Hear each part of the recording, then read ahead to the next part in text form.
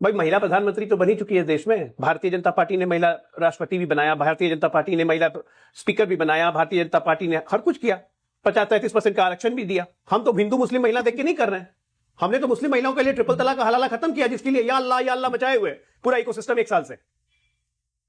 लोकसभा के चुनाव में भी जो हमें वोट मिले मुसलमानों को, उसमें ज्यादातर मत मुस्लिम महिलाओं के मिले। कई बार ना मुझे ये लगता है कि ये क्या बहस हम कर रहे हैं। वो ईरान, वो मुल्क जो कि इस्लामिक रजीम हुआ करता था, वहां पे लड़कियां देखिए कितना आगे बढ़ रही हैं, और सिर्फ अपनी सत्ता के लिए, अपनी कुर्सी के लिए कब तक मुसलमानों को इस तरीके से बेवकूफ बनाया जाएगा कि तुम बुरके में आओगी तो तुम्हें ज्यादा इज्जत मिलेगी, हाँ तुम बुरके में आओगी तो तुम्हें पाक पवित्र और साफ तौर पर देखा जाएगा।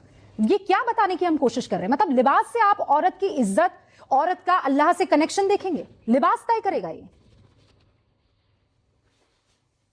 रूबिका जी देखिए, मैं अक्सर क्या ज्यादातर आपकी बातों से अलाइन रहता हूं, और जाहिर सी बात है हम भी एक प्रोग्रेसिव आदमी हैं, आप भी एक प्रोग्रेसिव महिला हैं, तो अच्छी बात है, प्रोग्रेसिव होना चाहिए। लेकिन आज मेरा आपसे थोड़ा सा डिस्कनेक्ट है। हाँ, मुस्लिम वोट बैंक के भैया इतनी देर का डिस्कशन हुआ है, अब सुनिए, मुझे आपने टाइम दिया तो मुझे सुन लीजिए। अभी आपने जो पूरा डिस्कशन हुआ, उस डिस्कशन का अगर आप लब्बो लुआब निकालेंगे तो यह है कि जो औरत या जो महिला हिजाब पहनेगी वो रूढ़िवादी है, वो कभी कहीं कुछ कर नहीं सकती, बढ़ नहीं सकती।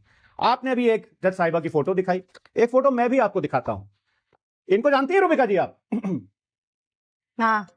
इनका नाम है हलीमा। हाँ, इनका नाम है, ये फोटो पता नहीं आपको दिखी कि नहीं ठीक से। हाँ। इनका नाम है हलीमा याकूब, इनको देखिएगा। हाँ। She is the 8th president of Singapore, और सिंगापुर की ये पार्लियामेंट की फॉर्मर स्पीकर भी हैं, and she was elected unopposed in 2017। इनका नाम है हलीमा याकूब। और सिंगापुर की जो पर कैपिटा इनकम है पता है आपको कितनी है? $90,000 अप्रोक्सीमेटली, पकड़ना लीजिएगा कि 90,000 या अप्रोक्सीमेटली बोला, प्लस माइनस $1,000 होगी। तो जब सिंगापुर जैसे कंट्री की प्राइम मिनिस्टर हलीमा याकूब हो सकती हैं, अब मुझे नहीं पता असदुद्दीन ओवैसी साहब ने किस उसमें, मैं उनके बयान का समर्थन, अगर उन्होंने यह कहा है कि हिजाब वाली ही बनेगी तो मैं उसका समर्थन नहीं करता हूं, लेकिन हिजाब वाली भी बन सकती है तो वो तो कोई भी बन सकती है, उसमें ऐसी कौन सी आफत आ गई। और आपको अभी नाम बताता हूं मैं, इब्तिहाज मोहम्मद का नाम सुना है आपने? She is an American author, entrepreneur and Olympic medallist. उनकी भी मैं आपको फोटो दिखा देता हूं रूबिका जी, ये देखिए, ये भी हिजाब में। And she was the sports ambassador for the United states department of state and New York times की बेस्ट सेलिंग ऑथर है ये। तो मैं आपके उन सारे तर्कों को खारिज करता हूं जो आपके तर्क ये कहते हैं कि अगर कोई महिला हिजाब करेगी तो वो रूढ़िवादी है। ऐसा नहीं है, नहीं है, नहीं है। अच्छा, ठीक है। हिजाब का मतलब मॉडर्निज्म से, हिजाब का मतलब रूढ़िवाद ये नहीं है। प्रोग्रेसिव होना, कोई भी महिला हिजाब पहन के भी प्रोग्रेसिव हो सकती है और विदाउट हिजाब के भी प्रोग्रेसिव हो सकती है। अच्छा, बस एक बात मैं आपकी, फराज भाई मैंने सारी नहीं सारी 40 सेकंड और दे दिए। अच्छा ठीक है, लीजिए। कहां सुनिए अभी? अभी तो शुरुआत हुई है रूबिका जी। बोलिए 40 सेकंड अभी रुकिए, मैं शुरू करती हूं। देखिए होता क्या, हाँ बोलिए। रूढ़िवाद होता क्या है मैं आपको बताता हूं। रूढ़िवाद यह होता है कि मिस्टर के सुदर्शन, आरएसएस के जो आइडियोलॉग्स थे, वो 17 जुलाई को कहते हैं कि the English culture connects our children to lesbianism and free sex which is not objectionable in west. यह ऑर्गेनाइजर में छपा था 13 फरवरी 2005 को, और मैं ये किताब को कोट कर रहा हूं, फिर से मैं रिपीट कर रहा हूं। के सुदर्शन साहब बोलते हैं, जो इंग्लिश स्कूल में बच्चियां पढ़ती हैं, the English culture connects with our children to lesbianism and free sex which is not objectionable in west. ये कौन लोग हैं? ये भारतीय जनता पार्टी और आरएसएस के लोग हमें ज्ञान देंगे कि प्रोग्रेसिव होना क्या होता है। जो हमारे देश की बच्चियों को कहेंगे कि अगर वो अंग्रेजी स्कूल में पढ़ेंगी तो वहां से लेस्बियन होकर के निकलेंगी। क्या बात करती है रूबिका जी आप? ठीक है, अब रुक जाइए। पहले अजय आलोक, उसके बाद हम बात करेंगे। अजय आलोक कह दीजिए, क्या कह रहे हैं आप कह दीजिए, फिर मुझे बात करनी है। हम रूढ़िवादी पता है कब होते हैं रूबिका जी? अरे मैं बताती हूँ रूढ़िवादी कब होते हैं। अभी सारी रूढ़िवादिता निकलेगी, अभी रुकिए आप। फराज किदवई अपनी इस्लामिक बात करते करते चले गए इंग्लिश कल्चर पे, और इंग्लिश कल्चर के साथ साथ हिंदुस्तानी कल्चर को, हिंदुस्तानी सभ्यता संस्कृति को नाप दिया। तो फराज किदवई साहब एक बात याद रखिए, जाके देखिएगा फ्रांस में शादीशुदा कपल मात्र 6.5% हैं आबादी के, 6.5% लिविंग इन में ही नहीं रहते हैं, बच्चे तक पैदा कर लेते हैं। गे क्लब बना हुआ है, गे सोसाइटी है, लेस्बियन सोसाइटी है, और उसके लिए फ्री अधिकार है, मानवाधिकार उनका, वो कर सकते हैं। हमें कुछ नहीं करना, लेकिन ये हमारी भारतीय संस्कृति का हिस्सा नहीं है। अगर आप उसको हिस्सा मानते हैं भारतीय संस्कृति का तो ठीक है, फिर आपके हिसाब से सुदर्शन साहब गलत हो गए। हम तो इसे अपनी भारतीय संस्कृति का हिस्सा नहीं मानते हैं कि बिना शादीशुदा किए हुए कोई बच्चे पैदा कर ले और आराम से परिवार की तरह रहे। हम इसे भारतीय संस्कृति का हिस्सा नहीं मानते हैं कि गे क्लब बने और लेस्बियन क्लब बने।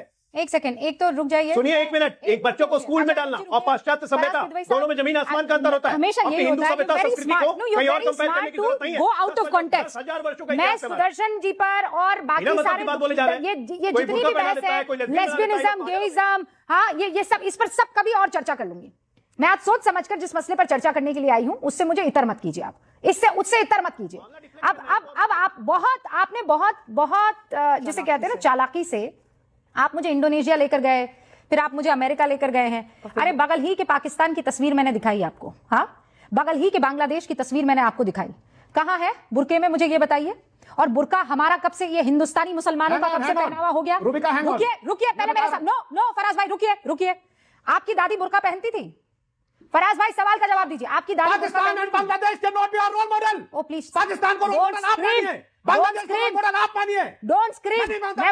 मैं भारत के मसलों पर आ गई तो फिर आप कहीं के नहीं रहेंगे। पहले मुझे बताइए, आपकी दादी बुर्का पहनती हैं? आइए आपकी दादी बुर्का पहनती है? कौन कहां का नहीं रहेगा? आपकी दादी बुर्का पहनती हैं? काला बुर्का पहनती है? भारत के मसले पे जो सवाल का जवाब मैं चाह रही हूं उसका जवाब दीजिए, चीखिए मत। और अभी तो मैं भाभी पर भी आऊंगी। मुझे ये बताइए, आपकी दादी बुर्का पहनती थी कि चादर लपेटती थी? मेरे घर में ना कोई बुर्का पहनता है ना हिजाब करता है, लेकिन अगर कोई शानदार, लियाकत हिजाब करेगी तो प्रॉब्लम नहीं है। बाबा, मेरे घर में कोई बुर्का नहीं पहनेगा, मेरे घर में कोई हिजाब नहीं पहनेगा, लेकिन मैं बड़ी बड़ी फोटो दिखाऊंगा। इंडोनेशिया की राष्ट्रीय अध्यक्ष रही थी, बुर्का और हिजाब पहने महिला।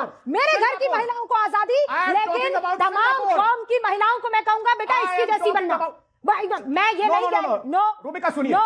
आपकी दादी ने बुर्का नहीं पहना। नहीं, आप पूरी बात होने दीजिए। आपकी अम्मी ने, आप पूरी बात होने दीजिए। मैं यकीन मानती हूँ कि भाभी भी बुर्का नहीं पहनती होंगी। और मैं जानती हूँ अगर आपकी बच्ची है, लेकिन तो अगर वो नहीं, आप इतने मॉडर्न किस्म के इंसान है कि आप अपनी बच्ची को भी पर्दे में नहीं रखेंगे, हिजाब में नहीं रखेंगे। तो आप प्लीज इस बात को मानिए कि ये सोच, ये पीयर प्रेशर आज के जमाने में नहीं चलेगा। पीरियड सर, मत कीजिए कि वो ये हो सकता है, वो ये हो सकता है।